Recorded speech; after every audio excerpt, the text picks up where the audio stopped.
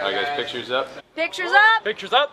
Let's roll sound. Rolling. Rolling. Sound speeds. Camera speeds. 2. Asham. Take 2. Mark. Set. And action.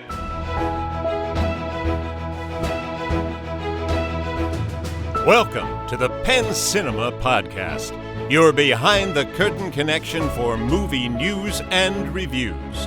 Now here are your hosts, Penn Ketchum and David Moulton.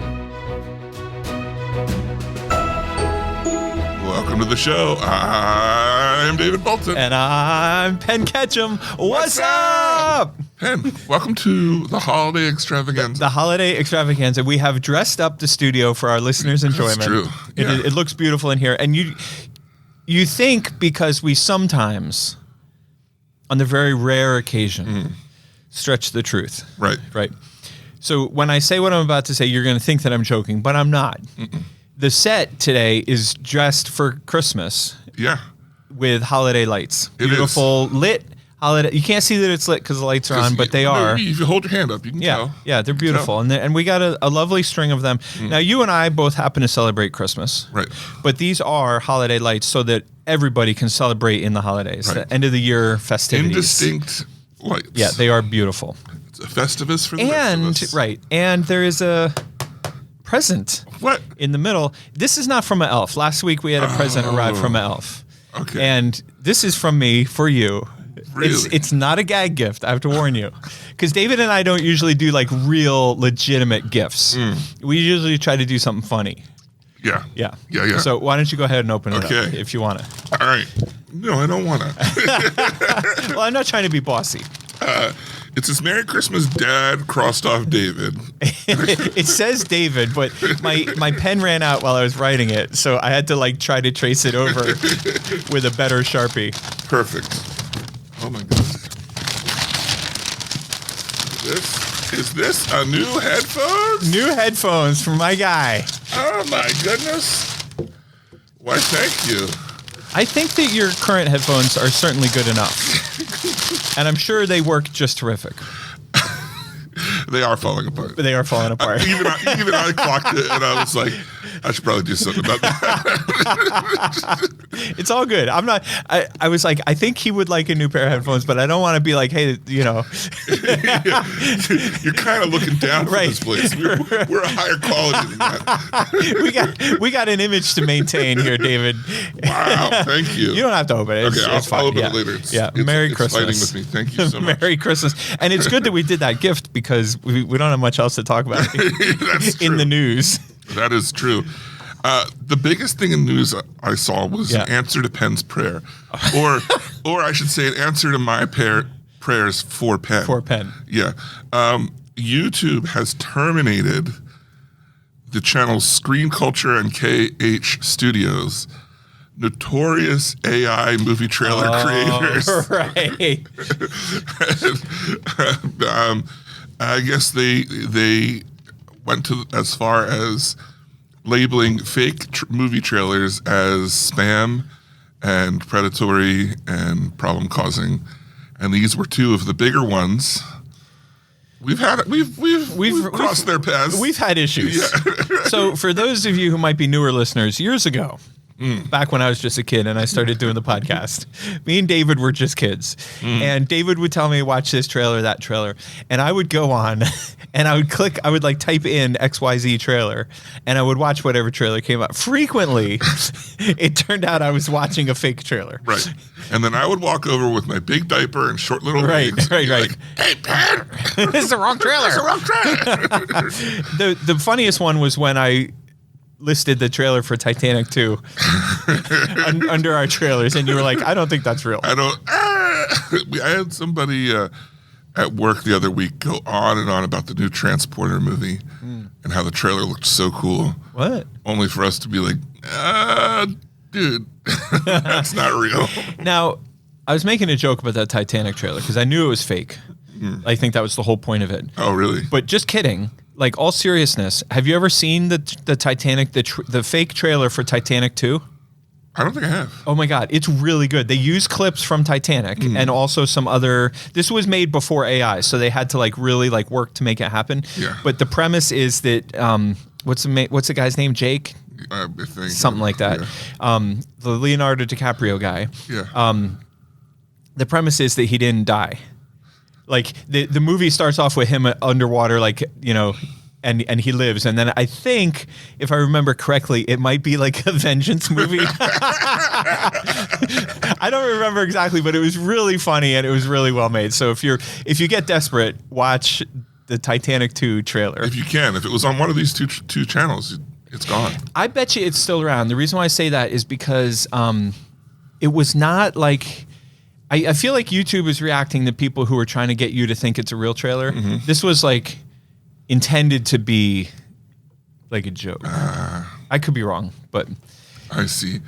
Well, I mean, that's literally all the news we have written down. Yeah. But since this is our last meeting before the new year, yeah, what's going on in the holidays here in the theater? man, a lot.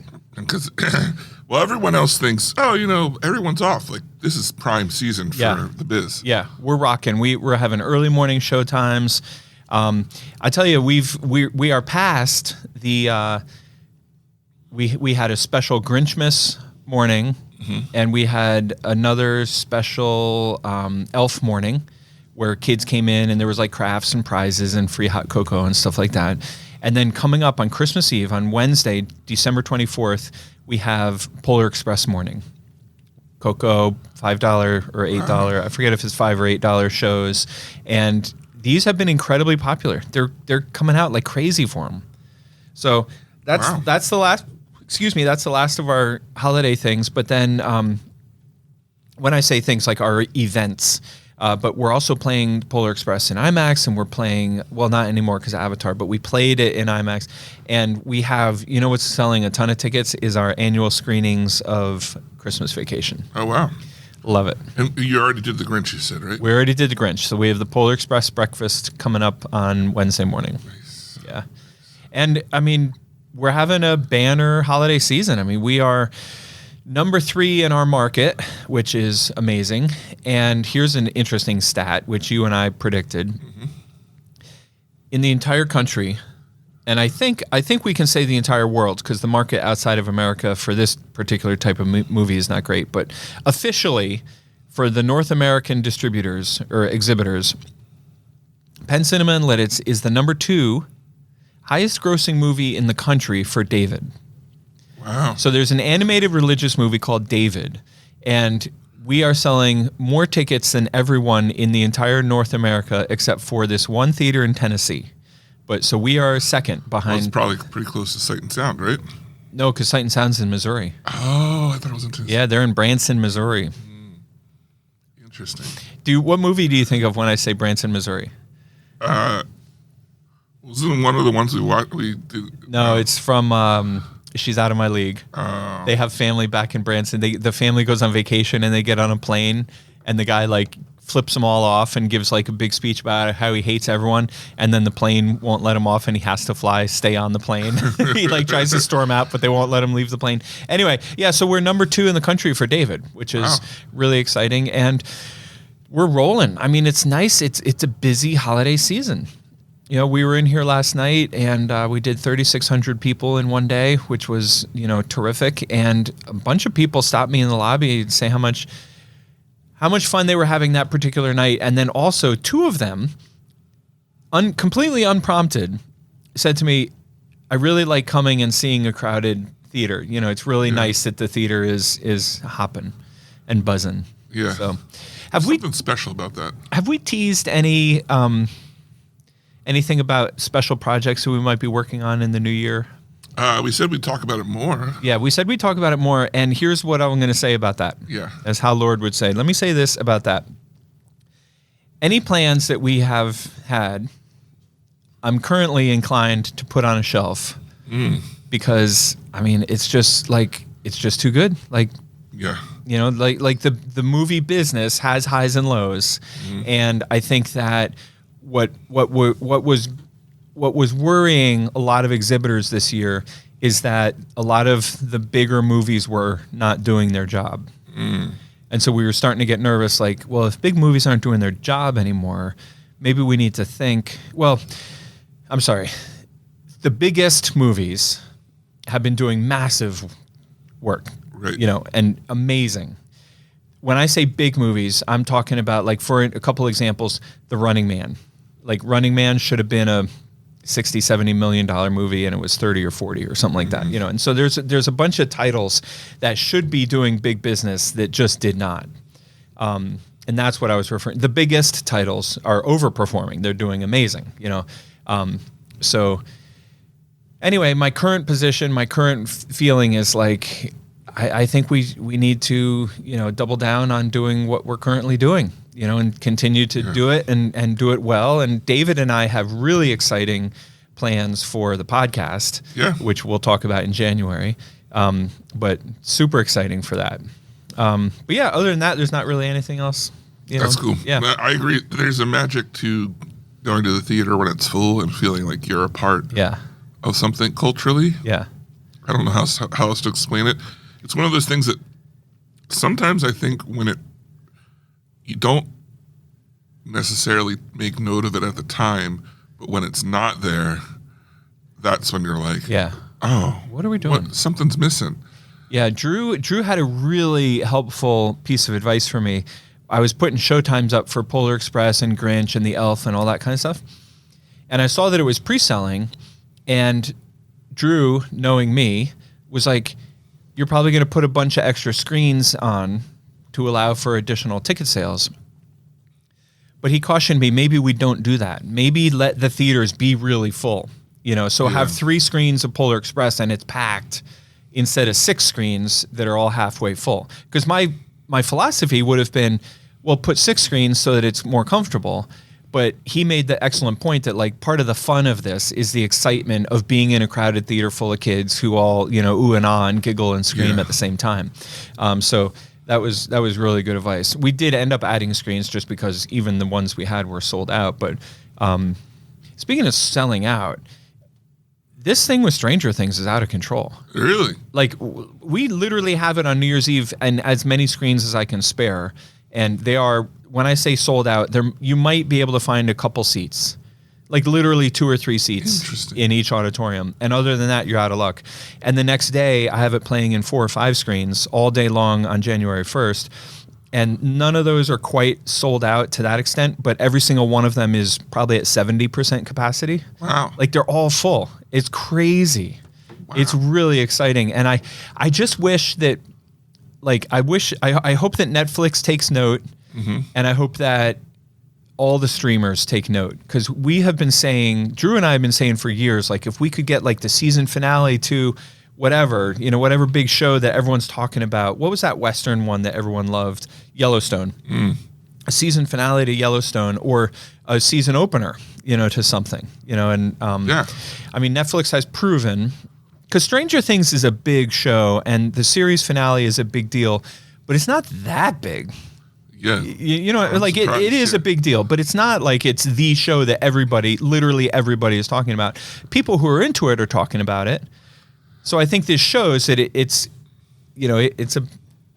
there's a path forward there. Yeah. I think it's also a very broad audience show. Yeah. Like, young, old, middle, everyone seems to, and the people who enjoy it are all across the gamut. Are you on that list? I like the show, but I haven't, I don't have Netflix right now because of Loaf of Yof. So. Oh, Loaf of Yof, is that coming to an end? It is, but I think some of the trends will stick around. What was the Yof? The year of free TV or something? Year of free entertainment. Free entertainment, the Yof. So we called it the Loaf of Yof. Loaf of Yof. Where about a year ago, David announced that he was going to spend the entire year only consuming free entertainment unless it included Star Trek. Right. Which I wound up not getting for free. Yeah. So it all worked out.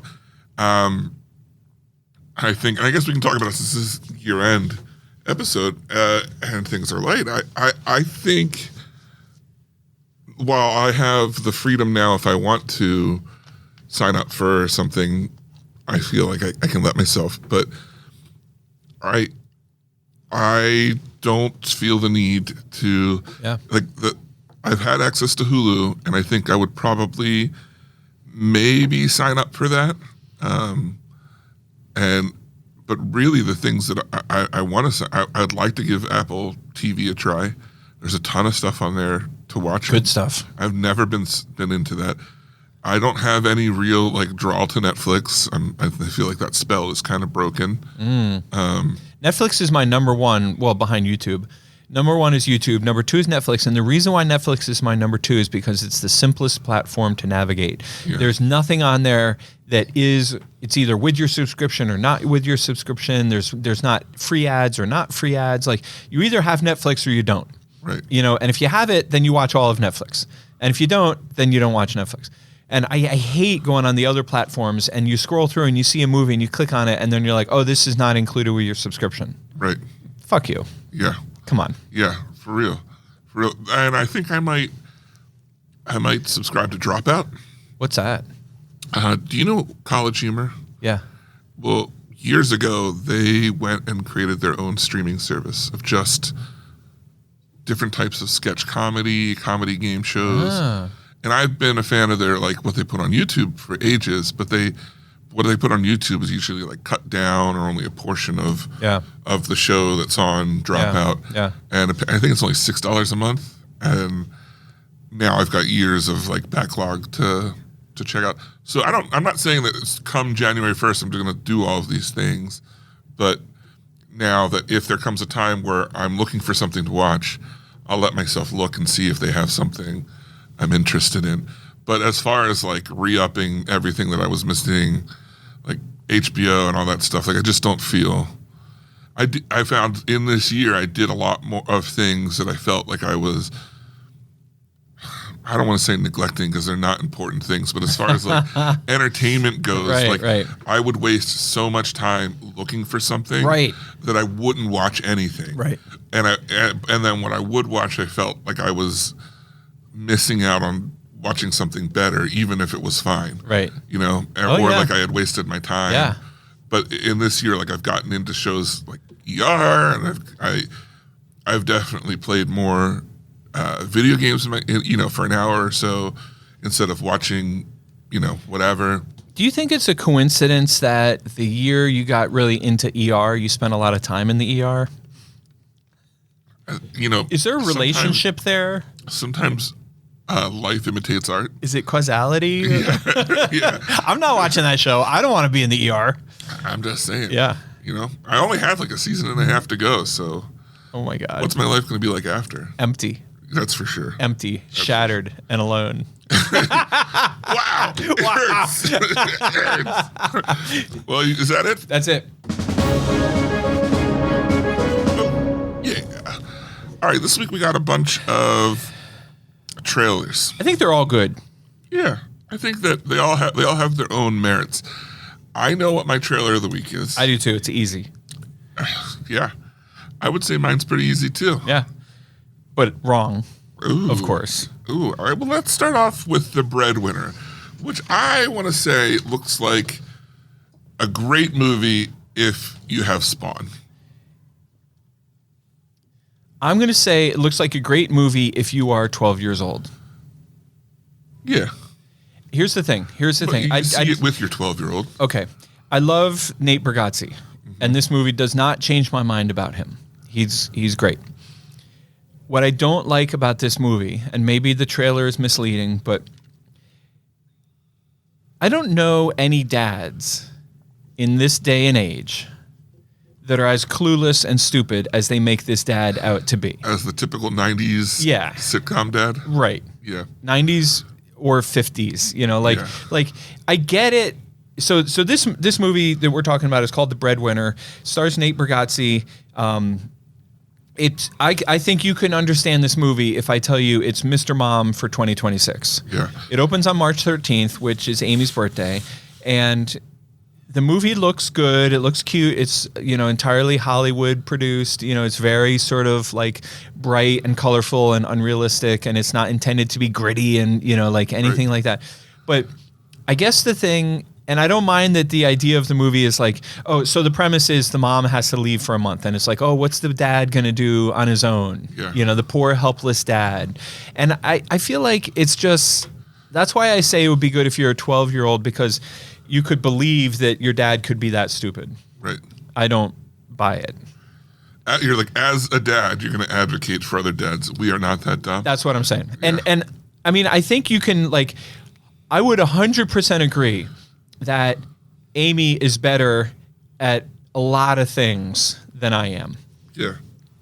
That doesn't mean that I don't know how to drive my car. What? You know what I mean? It doesn't mean that I don't know how to deal with, you know, laundry. In fact, I do most of the laundry, but you know what I'm saying? Like this movie looks very immature, and I'm sure that that's what it's targeted for. I also feel like it doesn't.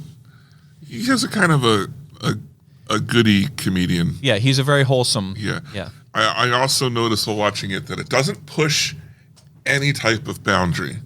Right. You know what I mean? Like, it's not like in normally these types of movies, the dad wouldn't know what to do, and he'd also be a deadbeat. Like, you know, like he wouldn't just be disconnected in what it took to like take care of the kids. He would also not have a relationship with the kids. Right. You know what I mean? Yeah. Where that's not the situation. Right. This is just, you know, he's supporting the wife in her new endeavor, and what that means is he has to switch gears and become the stay-at-home. I will say Pops. the scene where he goes on Shark Tank with the donut, it's so funny. The opening scene is it was funny. amazing. It was so good. Yeah. And I think honestly, like, you truly can say this is Mr. Mom. Yeah. This is Mr. Mom for the current day. Yeah, I think that it will work for your 12-year-old kid. Yeah. Yeah. Or your 10-year-old. Yeah. Next up, we have Disclosure Day, starring Emily Blunt, and as one of the comments on the YouTube under the trailer said, directed by, quote, Steven Spielberg, of all people. And this is a big action thriller that comes out next summer. What do you make of this? It's one of those ones where the trailer makes you interested in what the hook is, as Penn said last week. But what's it about? Right. Yeah. Well, what's the mystery? Yeah. Well, as David said last week, I guess you got to see the movie. Yeah, exactly. So the premise here is that something causes aliens to be revealed to the world, and what would happen if that happened. Right. And there looks like there might be some sort of like mind control or something involved, or maybe animals are smarter than we think. Interested enough for me to want to know more, and for me to look out for the next trailer. I would fully agree. Some of the things that intrigue me about it are obviously Steven Spielberg. Yeah. That's a big green flag. Mm-hmm. Emily Blunt, that's a big green flag. Yeah. And the trailer itself was intriguing. Like Right. it delivered enough of the mystery to you without giving away anything. Right. That makes you want to, like you said, keep an eye out for more information. This should be a good movie next summer. I will also say that if there was not another trailer for this movie, I will completely forget about it. Yeah, fair enough. Yeah. It doesn't leave an impression, but it does want you're like curious. Yeah. But then you walk away and you will forget about this movie. All right, next up is my trailer of the week. Same. Oh, snap, crackle, and pop. Is it a herder mystery? It is definitely a herder mystery. I liked this movie so much or this trailer. I was in the middle of a text conversation with my friend Andrew, and I texted him and I said, whatever you're doing right now, stop doing it and get on YouTube and watch this trailer. Yeah. What's the movie? We're talking about The Sheep Detective. We don't want to get in trouble. Was it Black Bumper Becky that... Yeah. I think so. She got upset because we would do trailers we get all excited talking about the movie and then not say the name of the movie. So the funny thing is then for the next few weeks, I made every effort to not say the name of the movie. I have a little reactive attachment disorder. What? Me? Nah. All right, so the movie's called The Sheep Detectives. Yeah. Comes out on Mother's Day next year. And this is the type of movie, it starts off, you're like, this doesn't look like something I'm going to be interested in. And then it starts off with Hugh Jackman talking about the joys of being a shepherd. Right. And it looks hokey. And it looks hokey, and he's reading a murder mystery to the sheep. But then he's like, they probably don't know, because it's narrated by him, they probably don't know what's going on. So he's reading to them and he goes to bed, but then all the sheep are like, man, he stopped at the best part. They start talking to each other. Right. So it's one of those movies where the animals can talk to each other. Would you say it's anthropomorphic? No. No, that's when a table can talk. No, anthropomorphic is when an animal looks human. Oh. Like Bugs Bunny. Bugs Bunny. Yeah. that's Okay. anthropomorphic. So this is not that. No. I'll have to take that $10 word and put it back in my wallet for later. Yeah. Invest it in the bank. Yeah. Yeah. So the sheep, so the guy drops dead, Yeah. Hugh Jackman, and he's still the star of the movie, apparently through flashbacks and ghost scenes and stuff like that. But Yeah. the sheep, who nobody else can hear them talk Yeah. or understand what they're saying, the sheep band together to solve the murder. Right. And there are a couple people, well, Elizabeth, what's her face? Emma Thompson, like I said, is one of the other co-stars. And there's a couple faces that I recognize from TV shows who look Yeah. really perfect. But the movie got me. It became my trailer of the week when the two sheep were talking to each other about trying to cross the road. And they were like, well, what is it? And the guy goes, the one sheep goes, I think it's a road. And the other sheep goes, well, what's it made of? And the other sheep goes, well, I can tell you it's not grass. Yeah, exactly. And this is everyone that I sent this to or that I talked to about it had the same exact reaction as you. They immediately said, oh my gosh, and sent it to someone and said, you got to see this trailer. Yeah. I mean, this movie looks cute and wholesome and wonderful, and it's exactly what I want. My comment that I gave after it, as I said, this movie reminds you that family movies can actually be for the whole family and not just kids movies parents tolerate. Right. Exactly. Yeah. This is until something else comes along. This is my most anticipated movie of 2026. Wow. And I know that Avengers opens on Christmas or December. Wow. Speaking of Avengers, we had a teaser for Avengers Doomsday before Avatar Fire and Ash. What do you think of this teaser? I was severely disappointed. Yeah. I will say it played. Did you see it in the theater? Or Yeah. Did you watch Yeah. it? No. I watched it in the theater. Okay. It played better for me. I knew what it was going to be beforehand because I'd read all the articles. Okay. It played better for me actually seeing it.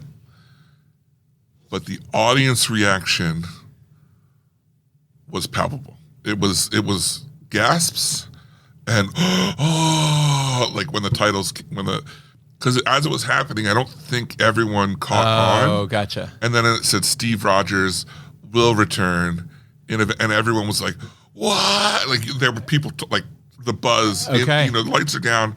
Audience was chattering about it. Okay. So All right. Good. To me, that told me general audiences Yeah. are not as keyed into this as we might have perceived. That's great. I'm really glad to hear that. And I'll just comment on the trailer.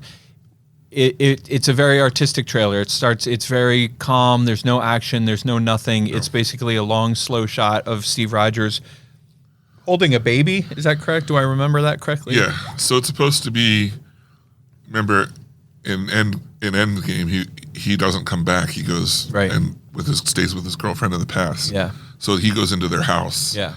I guess it's alluding that they had a child. Okay. Anyway, I mean, I'm really glad to hear that the audience went for it. And my disappointment is not for lack of support of Avengers. It's kind of the opposite. Yeah. I'm so excited about, like, I feel like Marvel has done a good job of, like, they kind of slowed down the Marvel train. Mm-hmm.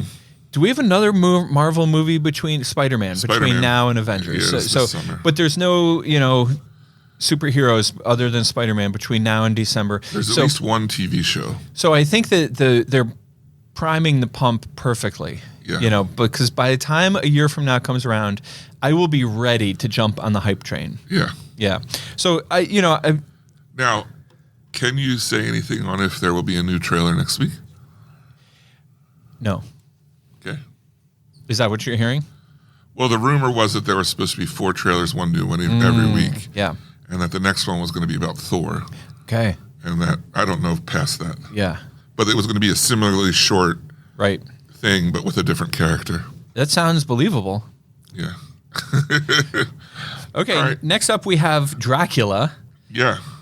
Now, this is interesting. It does say coming to theaters this winter. This winter. What is this winter, David? Well, technically, winter doesn't start until like December 22nd or something. I think it starts today, December 21st. Yeah. So it's a lot later than Right. what you'd think. Right. So that's like January, February. However, I did see in the comments that people said that this is already on VOD in Europe. And it's coming from a studio called Vertical, Right. which I apologize, but I just generally, they don't make great movies. Right. This doesn't look great. It stars one of our favorites, Waltz. Christoph Waltz, Sir. which I think is pronounced Christoph. Christoph Waltz. I think the is silent and Yeah. there's no T, but I like to put it in there. Who's that? I saw somebody put, like, what if you had a whole nother name in your name, but it was silent, and the guy's name was like Nate, and it was like Nate Jonathan or E, like T-E. All right, the movie's Dracula. Don't bother looking up the trailer. It's not that great.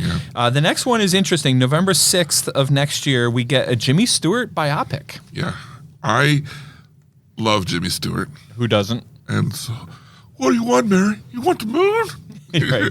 Yeah, I think the guy nailed his voice. Oh my God. It's almost it almost to Yeah. the point where you're like, it doesn't feel real because no one talks like that anymore. So the movie is called Jimmy. Yeah. And it seems like the main storyline is around his desire to go fight for his country in World War II.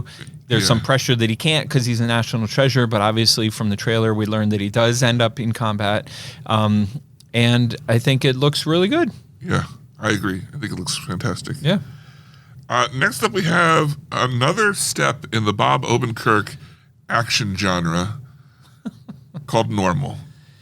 And What was the one recently that he did that we liked? Nobody. Nobody. And I didn't watch then the second one. Nobody 2, which was Yeah. also pretty good. I think this looks just along those lines. Like, I buy him as people are going to argue he's not. But if you think of the archetype that Bruce Willis Yeah. put out there, normal guy becomes action hero. Right. I think that Bob Odenkirk is the normal guy. A buyable normal guy becomes. I think that's a brilliant comparison. I think you could say he's today's Bruce Willis. Yeah, and that he just sells. Not like Vin Diesel pretending to be, the next door dad, right. or The Rock pretending to be Schwarzenegger being a kindergarten cop. right. Yeah. He sells the average guy who does. But then his action is good enough that you believe it when he's forced into these crazy fight scenes. Right. That's what I'm saying. You believe it when it's time for him to go nuts. yeah. Yeah. So I tell you, do you think I have a problem that I would be more excited about this movie if it was coming from Lionsgate? because it'd be more violent. No, because I feel like Magnolia doesn't make Action movies. big pictures. Yeah. I don't know. Is But this I feel like this could be a better small picture movie. Nobody from Magnolia has reached out to me and said, "Hey, we're trying a new thing. We have a movie that we're really excited about. We have a big name cast, and we're really making a big push. We're going to start making bigger budget action movies, and we're going to really rock and roll with this title called Normal, and you should totally book it." They have not reached out to me about anything to do with this movie. If it weren't for David Moulton, I wouldn't know this movie exists. Yeah. And that makes me nervous. When was the release date? It didn't say. Didn't say. Might be too early. Which also makes me nervous. Maybe we're just really on the cusp of this this movie becoming a thing. Could be. Yeah. All right, next up we have Dreams. Tell me about Dreams, Ben. Dreams is a gripping tale of erotic obsession. Now, for all our friends who are Seinfeld fans, Yeah. you will remember that Bette Midler starred in the fictional movie, Broadway musical turned movie called Rochelle, which was the subtitle was The Erotic Journey from Somewhere to Minx, from Milan to Minx. Yeah. And it just, Seinfeld's making a joke about it, right? Yeah. And it looks like somebody was watching Seinfeld and was like, you know what? Let's make a real movie about Rochelle. And we'll call it Dreams. And it's basically, what's her face? Bryce Dallas Howard. No, it's Jessica Jessica Chastain. Jessica Chastain, who I can see the mistake. Yeah, they're awesome. They're similar. looking. And anyway, Jessica Chastain falls in love with a young ballet dancer man, and the two of them have this erotic affair. But then there's some kind of complication. He's not welcome in her circles, and she's the president of a foundation, and the foundation, it turns out, might be racist or some kind of problem. It's a forbidden love, if you will say. And then I think the ballet dancer guy leaves. Yeah. And then I think she won't let him leave or doesn't want to let him leave or something like that. The opposite of Obsession, or there's a million movies that have the trope of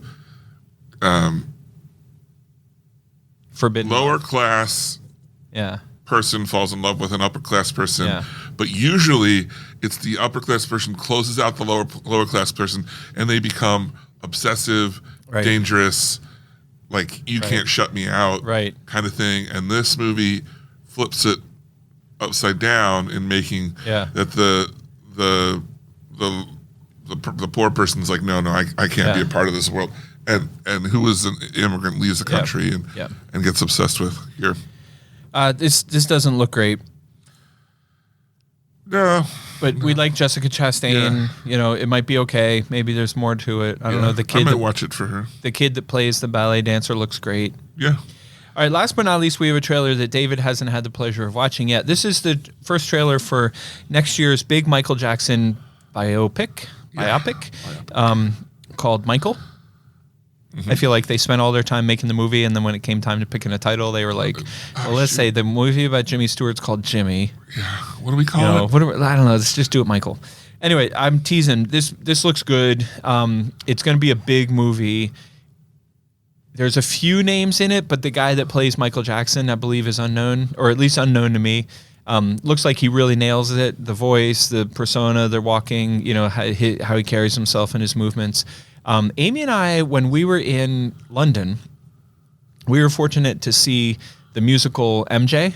Oh, okay. Have you heard of that? Mm-hmm. It was amazing. We had an incredible time.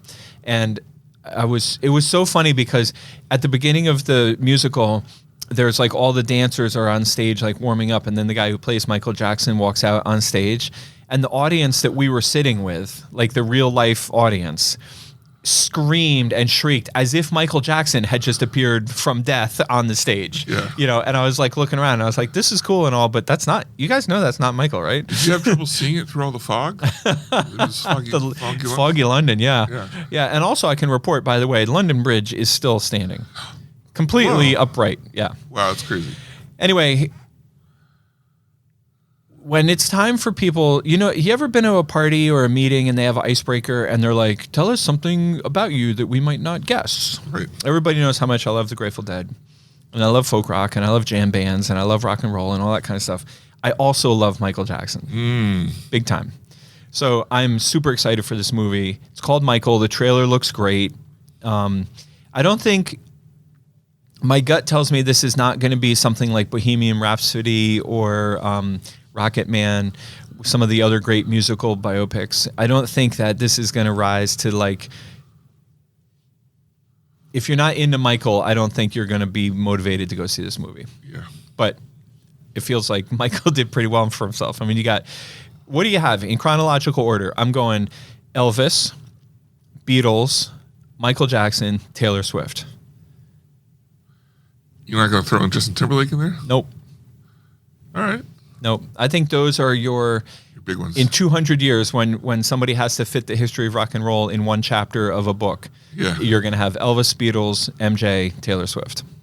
Okay. Okay, anyway, and the new movie's called Michael, and it comes out in the spring, and I think that's it. All right. Well, our unanimous trailer of the week is The Sheep Detective. And it's unanimous and enthusiastic. Yeah, definitely. This movie looks great. Go watch this trailer, is what we'll say. The Sheep Detectives, starring Hugh Jackman and Emma Elizabeth Thompson.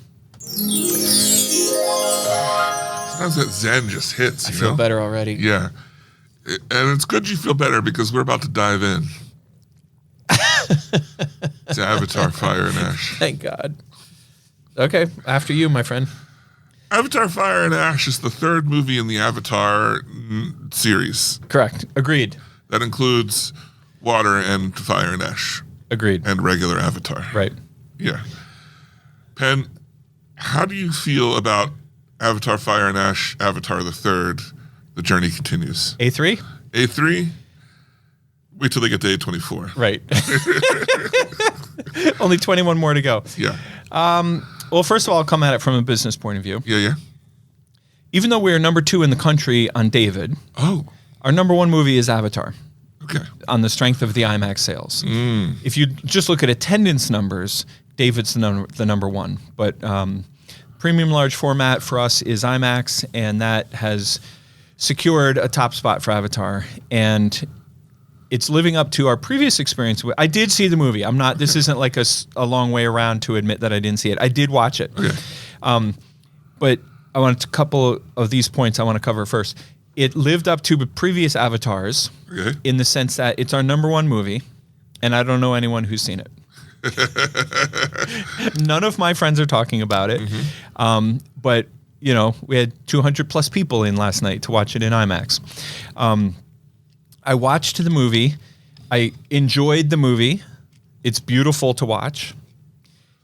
The plot is actually, yet again, like pretty simple, pretty straightforward. There's good guys and there's bad guys. There's some subtext. There's some subplots.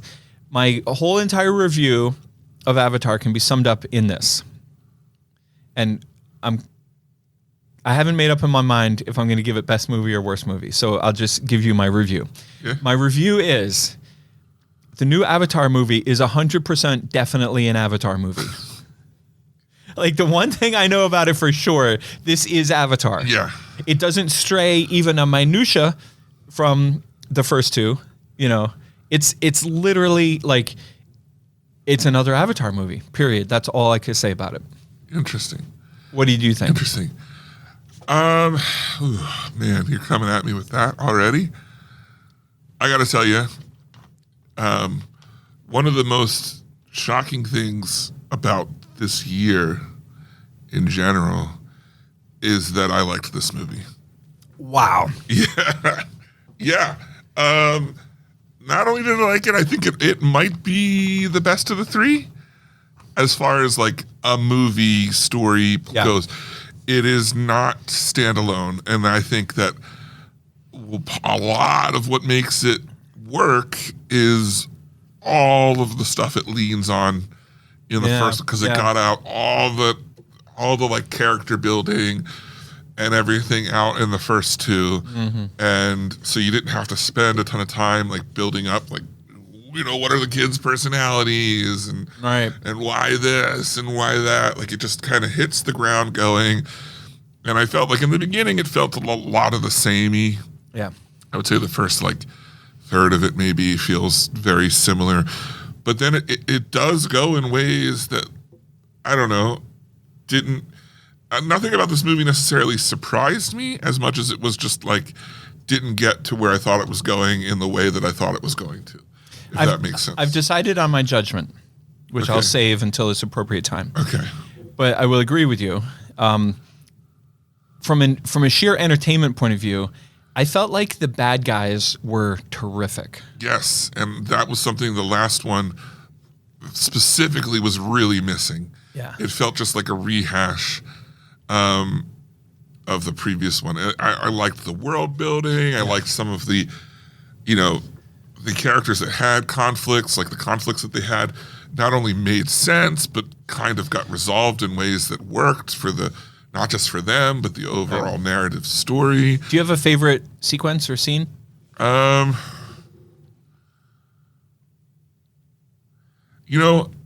It's so cliche, but I really actually, I will admit that, and I will also say that I am very easily swayed in this way when you're in the dark room with the big screen. But I started to tear up in the like when they all came together to help the one girl get to Awa. Yeah. In the Awa realm, or whatever you want to call it. I that was touching. Yeah. And I was like, this works for me, and it's not like I'm saying this is a great moment, but in this movie, it worked. It works for me. But again, like you said, this movie also doesn't feel like it's breaking any ground or anything, which is fine. Yeah, it's fine. The whole theater was clapping when it was over, so it seemed that You saw it in regular 2D. in regular Theater 5. Yep. And it was unanimous, like Yeah. clapping. Oh, that's awesome. So people are liking Yeah. it. Yeah. I do know one person that told me they were going to see it. Okay. So you that's go. one step up than Yeah. the second Avatar.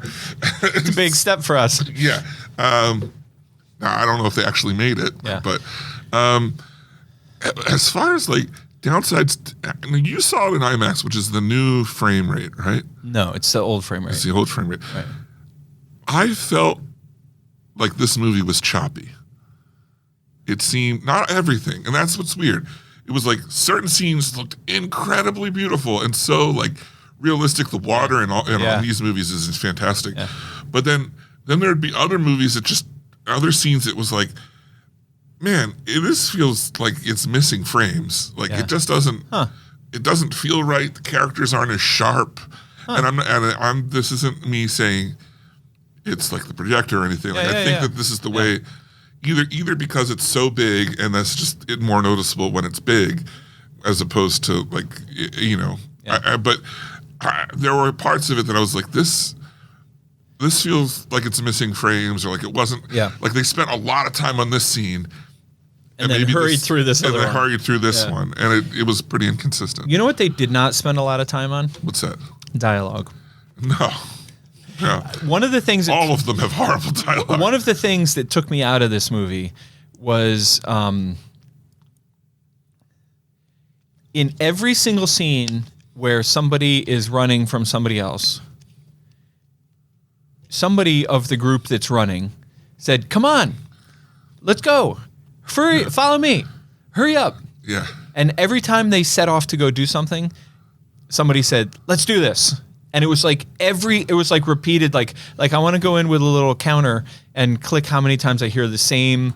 And I hate when people are running for their lives and somebody screams to the other person, "Hurry up." Yeah. Like, well, I think the other person is pretty scared of dying. So I'm going to go out on a limb and assume that they're currently moving as fast as they can. Nah. They need that extra. They need that little extra hurry up. Yeah. Yeah. My favorite scene was when the bad guy who suddenly grew a conscience busted out Jake Sully out of that glass holding cell. Like he took over that bulldozer and drove it to the holding cell, and everyone was shooting at him, but he was protected by the bulldozer, and then he lifted it up and crushed. That was established in the second movie that he was a biologist. Right. Who was part of the hunting crew, and he was starting doubts. starting to see how Yeah. they were mistreating the animals. Right. So it was pre-established, but you're right. It does feel like a. Well, this was when so it was pre-established that he had doubts all along, but in this movie, he crossed the line and went and did something about it. Right. Which was great. Yeah. And it was really fun. And I got a kick out of his talking to himself, his dialogue, while he was, he's like, "You have a PhD, you can figure this out."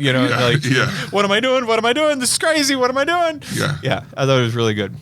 Yeah. So I'm going to give it best movie I've ever seen. I'm going to give it best movie I've ever seen as well. Yeah. I will even go as far to live as say I would not hesitate if I watched this movie again. Yeah. Whereas the second one, I'll hem and haw and be like, "Are you sure you want to watch that? Like, we could watch something else. We could see Housemaid." Yeah. David, do you? I don't want you. This is a rhetorical question. Do you have your top 2 or 3 2025 movies in your head? I don't. Okay. You think this might be one of them? No. No. Okay. No. All right. Some of it might be that some of the positive gleam in my mind right now might be how surprised I am that it was that that adds a little bit more to it. And also, I think you have the benefit of having seen it in a full theater.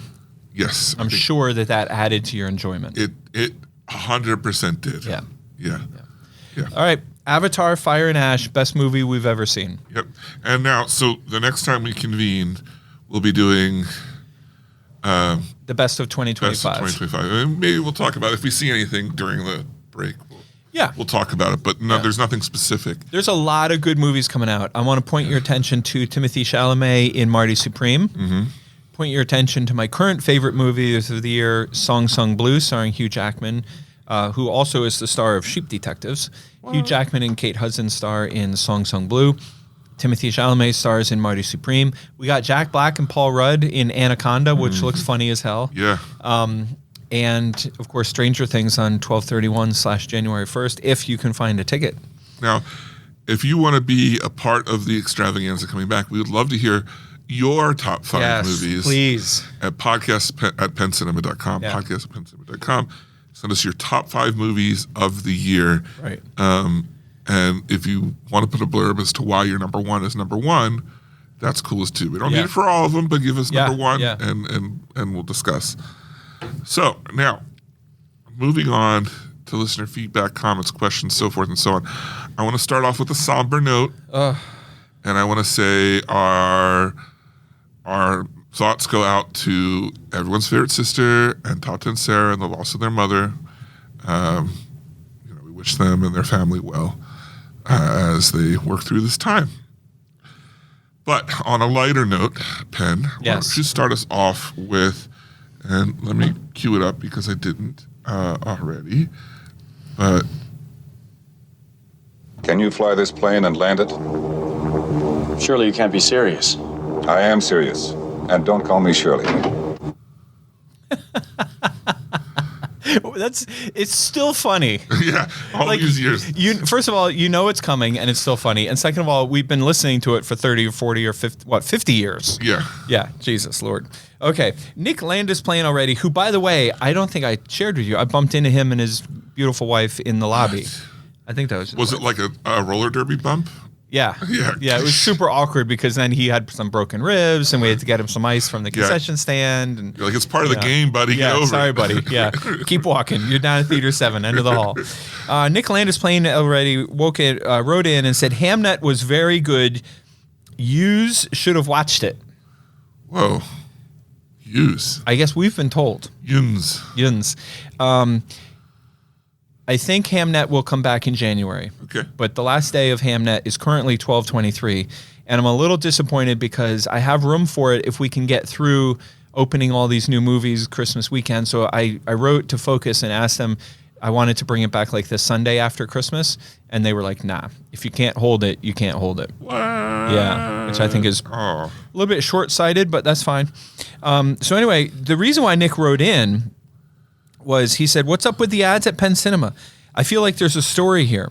It seems like you went from doing ads from local companies, which we call local ads, to ads from national companies, which we call national ads. Whoa. Yep. Wait, you're to blowing my mind. no ads at all in the span of a few months. Don't get me wrong. I enjoy the lack of ads, but I thought it was curious. I'll tell you what's curious. Uh-huh.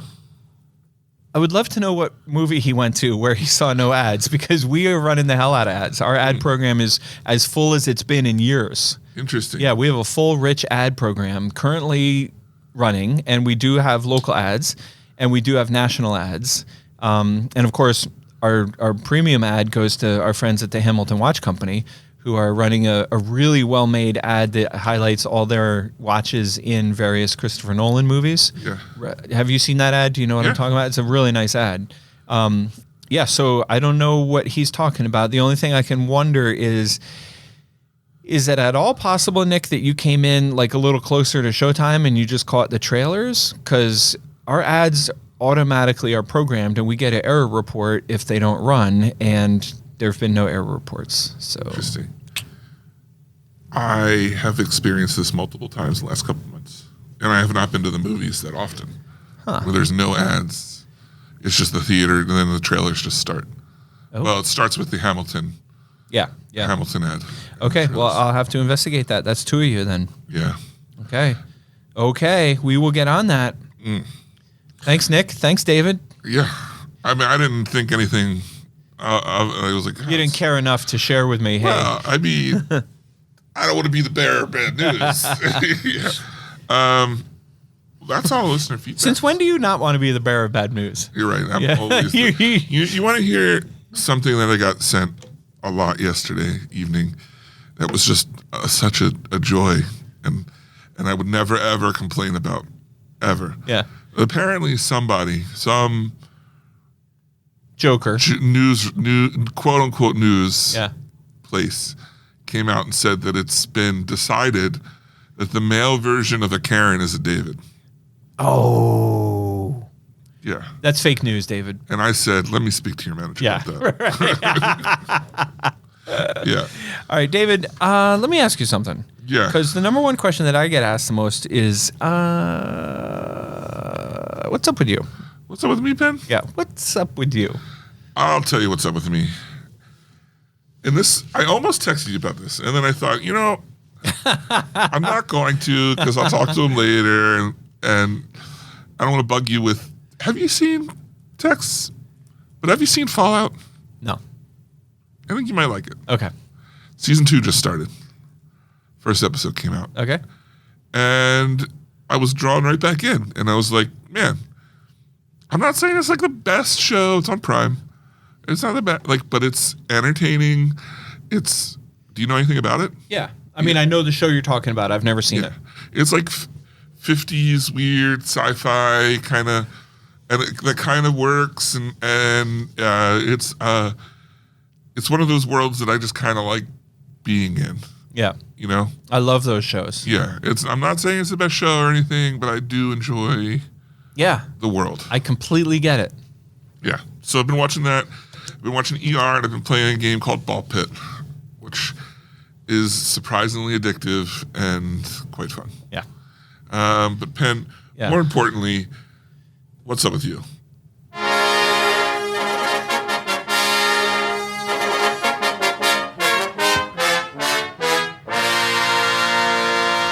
I find that as relaxing as the thought bubble. Would you say that you're being cool about fire safety? So I'm in work today, standing in the lobby, minding my own business. Standing in the lobby. Literally, minding my own business, standing in the lobby, minding my own business. Yeah. Walking down the street, and I'm like normal. I got blue jeans on and a black quarter zip pullover. Is that what you would call this shirt? Yeah, sure. And I happen to be wearing a baseball cap. And I'd be happening to wear said baseball cap backwards. Whoa.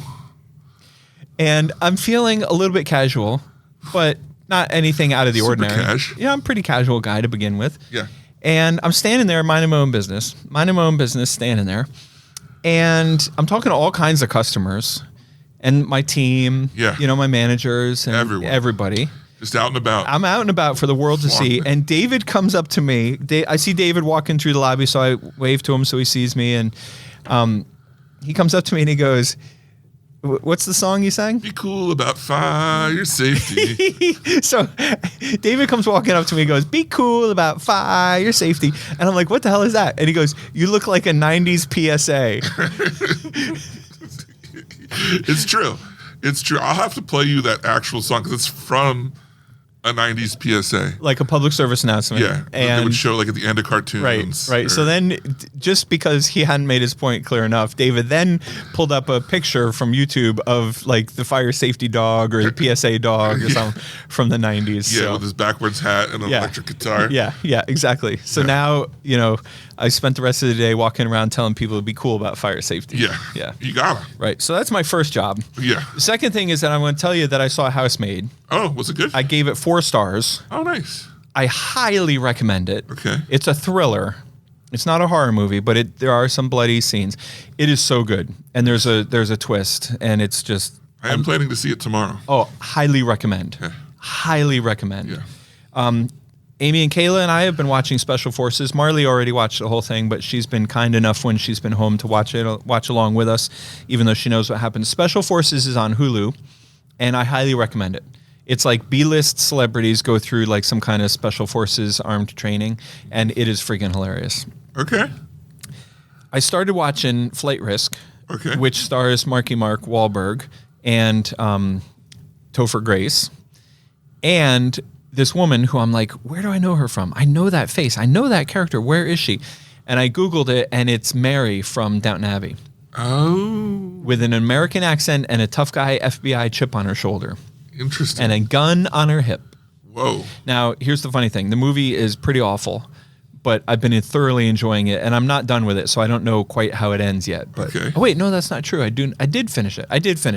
Left an impression. It left a big impression. Yeah. And then Amy and I are dipping in and out of the morning show. Okay. But what I'll say about the morning show is when you were talking about Fallout and you said it's just a world that I enjoy being in, I immediately thought of the morning show. Like, it's okay and it's a good. I mean, the first season is amazing, and I don't even remember what season we're on, but it's not as great. But I still enjoy it because it's just a fun, chaotic, fast-paced, like cool culture. Jennifer Aniston, right? Jennifer Aniston, Reese Witherspoon, and a bunch of other people whose names I forget, but they are. I think it's a great cast. It's a fun world to be in, and it's we kind of watch it every now and then, but it's not like we're obsessed with it where we're like, oh, we got to catch up, we got to find out what happens next. It's kind of like, when we can't think of anything else, and then one of us is like, oh, hey, let's watch a morning show. Oh yeah, let's dip into that. Yeah, so it's comfy, cozy, like an old sweater. Nice. Yeah. Apple Plus, right? Apple TV. Apple TV. Yeah. Yep. Got it. All right. Look, we'll be back. When are we coming back? We're coming back in January. We didn't fix a date yet. Okay. But it'll be after the new year. Yeah. And I think we will be prepared in January to come back with an announcement. Yeah. That'll be big time. Big time. Big time. Look, if you want to guess what our announcement Yes. is, Please. podcast at pencinema.com. Please That's do. for sure. And is that email address still going to be good in the new year? Yeah, I just renewed it. You renewed it. Okay, Yeah. so it's podcast@pencinema.com Yeah. to share your movie review, Yeah. your favorite movies of 2025. Top 5, yeah. I don't care. List as many as you want. Oh, okay. You can list. I'm not, David, we don't have to read it when they I'm not write scared. it. They don't have to read it when they write yeah, it. that's We true. just do whatever we want. Yeah, we can always Right. change their list. Right, if it gets boring. And if Yeah. you're a regular, we might change your list for you. Like if we know you well enough to love you enough to know that you'll see the humor in it. Yeah, no, they liked this movie better Right. than We might just put Flight Risk at the top of your list. Yeah. Venom 2. So anyway, recaps, movie reviews. I love hearing about your theatrical experience when you come out to Penn Cinema. Yeah. And Cool. All right. Well, look, if you want to be a part of the show, that's the number one way to do it. Is to email us, podcast@pencinema.com. But say you're not up to it. Yeah. And what's the number one way so you could support the show, Penn? Well, what a lot of people are doing is when they're filling out their list for their best movies of the year, they put on their list like number 1, let's say Avatar, number 2 is Wicked, number 3 is whatever, and then they say like number 4, the Penn Cinema podcast, and they slip it right in there, and then number 5 is something else, number 6 is something else, and then when they publicize it and share it with their friends. Publicize it. Yeah, I know you wanted to bite. I know you wanted to bite. When they publicize it, what they can do is it'll trigger conversations because people will be like, I don't remember that movie. But people are saying like it's a great way to work Penn Cinema Podcast into your year in review. Yeah. Yeah. Let's say nobody cares about what you think about movies. Your movie review of 2025. Well, then, you just tell a friend. Okay. Yeah, tell a friend how much you enjoy listening to the Penn Cinema Podcast. And you can even comment how glad you are that we're back on the air after a little hiatus. Yeah, that's true. Yeah. That's true. And I am really pleased to report, because I know the listeners, they always ask me, David looks great. Thanks. I'm getting there. I'm He feeling is. the best I have. He's on the in road to months. recovery. He looks terrific. So, all right. Well, once again for the Penn Cinema Podcast, I'm David Moulton. And I'm Penn Ketchum. Take care and party on.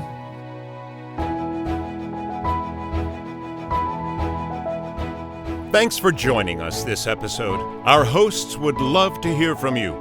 To contact the show with your thoughts and reviews, email podcast@penncinema.com. This podcast is a production of Penn Cinema. Escape to the movies at Penn Cinema, featuring crisp digital projection, killer sound, reserved seating, and premium power recliners. With locations in Lancaster, Pennsylvania, Wilmington, Delaware, and Huntington Valley, Pennsylvania. Showtimes and tickets available at www.penncinema.com.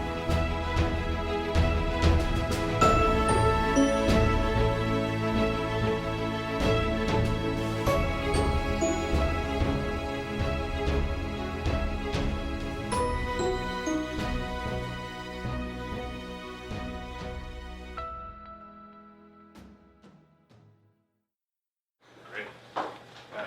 That was awesome. Good. Yeah. Great. I'm happy. Sakai!